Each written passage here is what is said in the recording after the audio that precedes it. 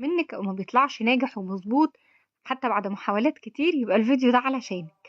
هقولك بقى انجح واظبط طريقه تعملي بيها الجلاش المحشي بالكنافه. حلو كده، حلاوه ما حصلتش، احلى مليون مره من اللي بنشتريه جاهز.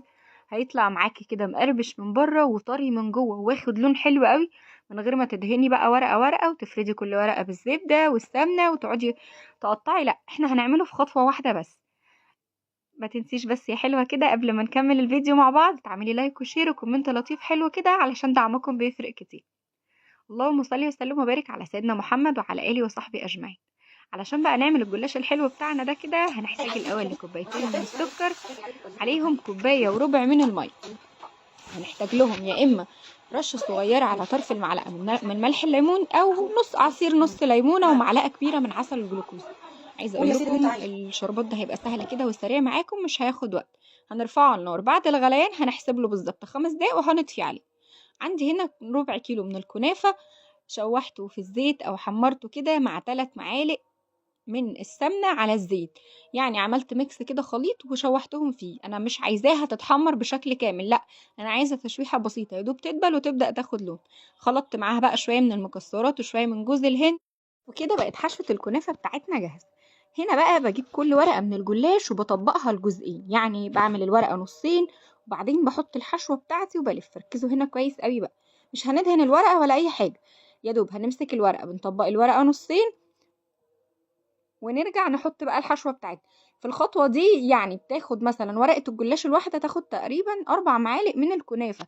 يعني املوها كده حشوة علشان ما تبقاش يعني فاضية من جوه، لا، خلوا كل واحدة حلو قوي. ربع كيلو كنافة هيكون معاكم كمية كويسة جدا على باكة الجلاش اللي هي بتبقى نص كيلو دي، تقريبا 500 جرام يعني. هتطلع معاكم حلو قوي. هبتدي بقى كده ان انا اقطعها زي ما انتم شايفين، ولحد هنا انا ما حطيتش اي ماده دهنيه ولا بقى تعبنا نفسنا ولا اي حاجه. المساله سهله، يا دوب هنطبق ونلف. عايزه بقى في الخطوه دي تكونوا مجهزين الفرن وبيسخن. هنا هنعمل كوبايه من الماده السائله. يعني ايه؟ يعني انا هنا عامله نصها زبده ونصها سمنه، مع شويه كده معلقتين تقريبا من الزيت او حاجه. انتوا تقدروا تحطوا كوبايه كامله زيت او كوبايه كامله زبده او كوبايه كامله سمنه، الماده السائله المتوفره عندكم استعملوه. الميكس هيديكم نتيجه حلوه قوي وممتازه.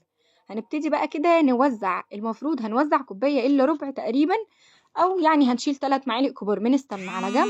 وهنبدا بعد كده نوزع الطبقه بتاعتنا دي من السمنه على الجلاش بشكل كويس قوي من بره كده. يعني نحاول نوزع على قد ما نقدر بشكل متساوي، بحيث كل قطعة معانا كده تبقى شاربة السمنة. هنشيل ال3 معالق الباقيين دول بقى على جنب وهندخلها الفرن. هتاخد معانا بالظبط ربع ساعة وهتطلع بالحلاوة اللي انتوا شايفينها دي. ربع ساعة او تلت ساعة على حسب الفرن بتاعك. اول ما تطلع من الفرن هنحط ال3 معالق من السمنة وهنسقيها بالشربات بتاعنا بعد ما برد. عايزة اقول لكم حلوة قوي. السمنة هتديكم طعم حلو قوي كده وظاهر، وهتديله لمعة لطيفة كده وخفيفة من على الوش. هتبقى حلوة قوي. لو وصلتوا لحد هنا بقى ما تنسوش اللايك والشير يا حلوين، وكومنت لطيف زيكم ولو بحرف واحد علشان دعمكم بيفرق كتير. اتمنى تعملوا لايك وشير الفيديو كتير، واتمنى الوصفة تعجبكم. يا رب يا رب كده اكون خفيفة على قلبكم.